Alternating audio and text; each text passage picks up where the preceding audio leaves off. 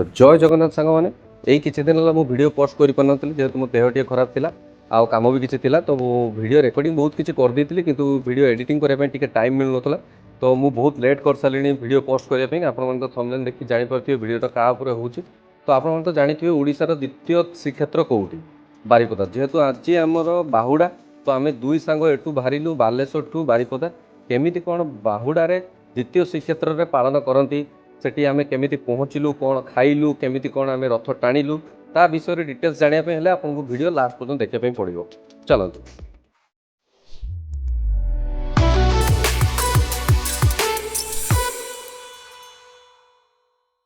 Hi hello नमस्कार मु कुनाल आपण नुआ एक ब्लॉग को स्वागत करती। तो आज मैं जाऊे बारिपदा आज जेहेतु बाहुड़ा तो बाहुड़ा आम बारिपदा आम जाऊे दी भाई भाई मोटे देखे आगू कौन हो वीडियो को लास्ट पर्यंत देखो। बर्तमान आम दी भाई को भोक जोर जेहेतु घरे खाई बाहर नुँ तो बारिपदा जी रास्तार होटेल मेंजर सिंह फूड एक्सप्रेस रे आम अटकिलु जहाँकि बालेश्वर और बारिपदार फेमस नाम है मेंजर सिंह ढाबा।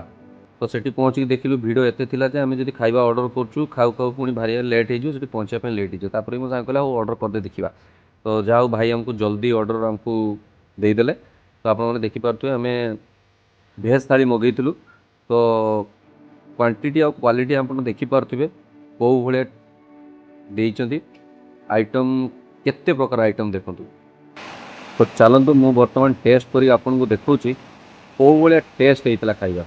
तो आप डाली देखिए जापे केते बहलिया डाली चलतु मु आपको टेस्ट करी देखुची केमती कौन लगे।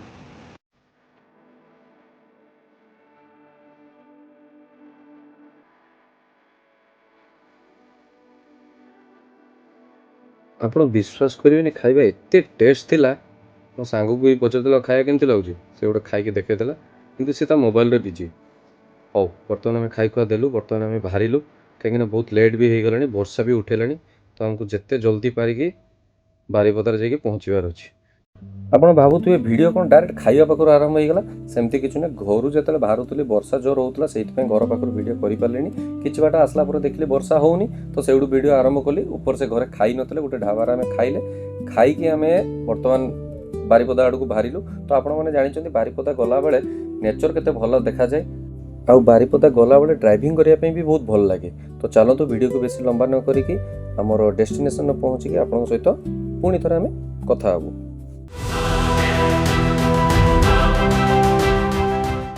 किछि बाट आसला परे वर्षा आरंभ है तो आम कौन कलु गाड़टा को साइड कर देकी आसी गोटे दुकान घर छिड़ा हलु कहीं आम पाखे रेनिकोट था रेनिकोट पिंधु ना कहीं गोटे उड़ा बादल जाऊला किसी टाइम वर्षा हम तो आम वेट कलु 5-10 मिनट वेट कलु तो वर्षा छाड़ीगला वर्षा छाड़ीगला आम दी भाई पुणी बाहरी चलु। बर्तमान आम पुणी थोड़े जय जगन्नाथ कहीकि द्वितीय श्रीक्षेत्र को माड़ी चलु।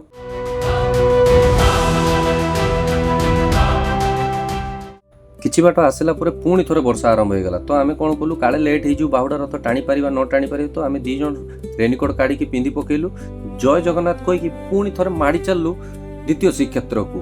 तो आपण मैंने देखिपे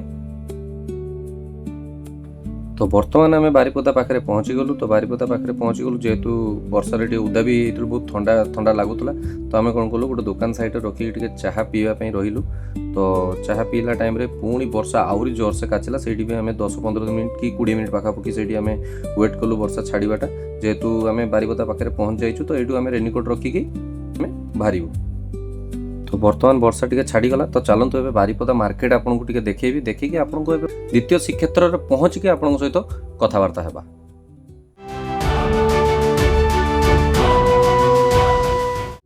जय जगन्नाथ बर्तमान आम पहुँची गलु द्वितीय श्रीक्षेत्र जोटा कि बारिपदार अवस्थित। तो आपण मैंने देखिपे भक्तों भिड़ धीरे धीरे बढ़ी बढ़ी चली। बर्तमान चलतु मु आपको देखुची आमर द्वितीय श्रीक्षेत्र मंदिर केमिति। तो ये देखंतु भिड़ एत मात्रा अच्छी जे कि आपण मानक एबे भल भाव देखई पारुनी चेष्टा करी आपण मानक देखाइबा। तो चलतु एबे आमे चौठी बाहुड़ा रथ अच्छी से जगह को जिबा। बर्तमान आम बाहुड़ा रथ पाखापाखि पहुँचला परे चारिआडे खाली भक्तों समुद्र देखा मिलला जय जगन्नाथ धुन रे सारा परिवेश गुंजी उठुला समस्त मुहरे खुशी एवं भक्तिर भाव स्पष्ट देखा जाउतला। एते भिड़ थिला किंतु सुरक्षा व्यवस्था मध्य बहुत कड़ा थिला। लोकंकु गरमरू आराम पाइबा पई फायर टीम गाड़ी रू पानी स्प्रे करूले। से दृश्य देखि समस्ते बहुत खुशी होउतले। आपण माने भी देखि परथि लोक को भलिया खुशी होउचंती। किछि समय पर रथ टाणीबा आरंभ हो गला। हजार हजार भक्त एका संगे रसी धरी महाप्रभुंक रथ टाणुले। से मुहूर्तर दृश्य भाग्य थिले देखिया पई मिले। आपण माने देखि परथि को भलिया रसी टाणुचंती, माने हाथ पसैया पई भी ता भितर जागा नथिला। आपण देखि पारे मो भाई तो केमती कौन कष्ट करके रसीटा को धरदेला। तो मु आसी पुणी रसी धरबिनी, तो मु भी कष्ट मष्टे केमिति कौन करी रसीटा को धरदेली। आउ रसी को धर सारा पर ता भितर जमती लगिला मो हाथ आज ही भांगी जीवो। माने विश्वास करेनि यही जगह पर्टिकुलर टाणा चलची, माने जमती लगिला मो हाथ को पछकू मुड़ी नहीं भांगी देवे यही भाया। तो मो जमती लगिला मो हाथ भांगी देवे ना कौन करे से जगह मु अल्प टिके टाणिकी छाड़देली। किंतु मो भाई टिके सेफ थिला, जहाँ से ठीक ठाक टिके टाणी पाला भलसे। तो मु सेठू टाणिकी पळे आसी। जय जय जगन्नाथ।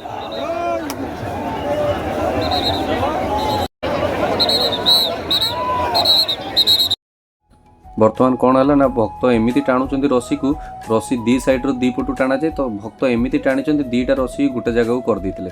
तो सुरक्षा कर्मी आसिक कौन कले दीटा रसी की दी साइड को अलग अलग करें। बेसी किसी कथा नहीं, भक्त मान मनर केते खुशी जगह को टाणीबार देख।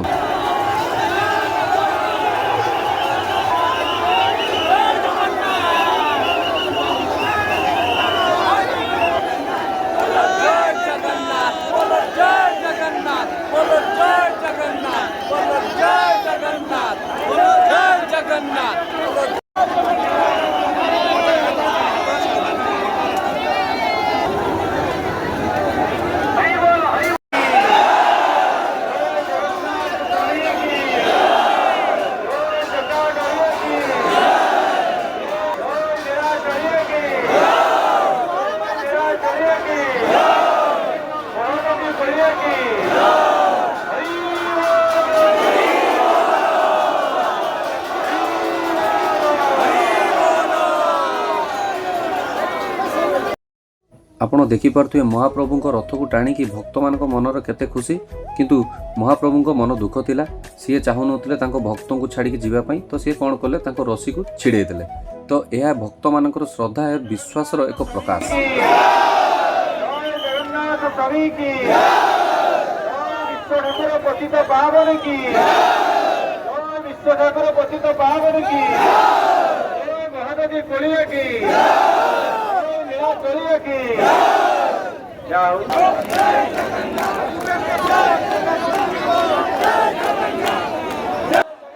पुणी किसी समय पर टिके फाँका है पर मु पुणी महाप्रभु को टाणिया सुजोग पाइली।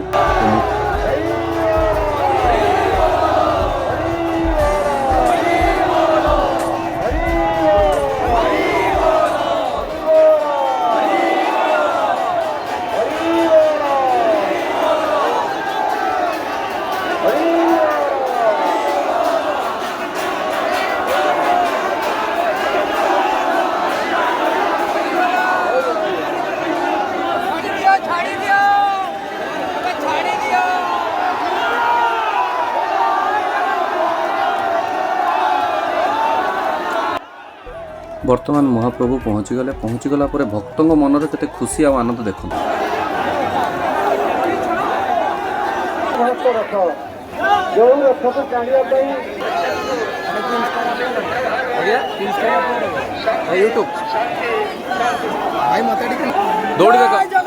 जय जगन्नाथ। तो ये भाईटा आमर कौन कर महाप्रभु रसी रू टे छिंडे आनी। तो सी भी रखिले, मत भी टे देले। बहुत बहुत धन्यवाद भाई तुमको। आपड़ देखिपारे मत तो से भाई महाप्रभु रसी रू टे छिड़े आनी मत टे देदेले। तो आप तले देखु महाप्रभु रसी को कौ भाई छिड़ौं कौ भाई टाणा घुषड़ा होती।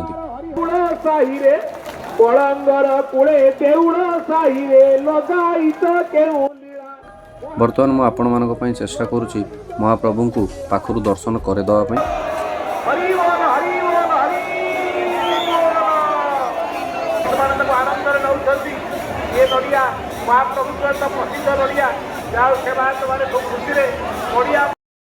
ବର୍ତ୍ତମାନ ଆପଣଙ୍କୁ ପାଖରୁ ମହାପ୍ରଭୁଙ୍କ ଦର୍ଶନ କରିଲି। ବର୍ତ୍ତମାନ ଗୋଟେ କଥା କହିବା ପାଇଁ ଚାହୁଁଛି, ରଥରେ ହଉ କି ବାହୁଡ଼ାରେ ହଉ ଥରେ କେବେ ଦ୍ୱିତୀୟ ଶ୍ରୀକ୍ଷେତ୍ରକୁ ଆସିକି ଯୋଗଦାନ ଦିଅନ୍ତୁ। ଆଉ ହଁ, ବାରିପଦା ଆସିକି ଆପଣ ଯଦି ଏଇଭଳିଆ ଦୃଶ୍ୟ ଦେଖିବା ପାଇଁ ନ ପାଇଲେ ତାହେଲେ ବାରିପଦା ଆସିକି ଆପଣମାନଙ୍କ ପାଇଁ ବେକାର। ତ ବର୍ଷା ଏତେ ଜୋରସେ ହେଲା, କିଛି ଛୁଆ କ'ଣ କଲେ, ସେମ୍ପୁ କିଣି ଆଣିକି ମୁଣ୍ଡରେ ମାରିଦେଲେ, ଫେଣ କରିଦେଲେ, ତାପରେ ବର୍ଷା ଆଉ ହେଲାନି। ସେ ସେଇଭଳିଆ ଘୁରୁଛନ୍ତି, ମାନେ ଦେଖନ୍ତୁ କେଉଁ ଭଳିଆ ଛୁଆ ସବୁ।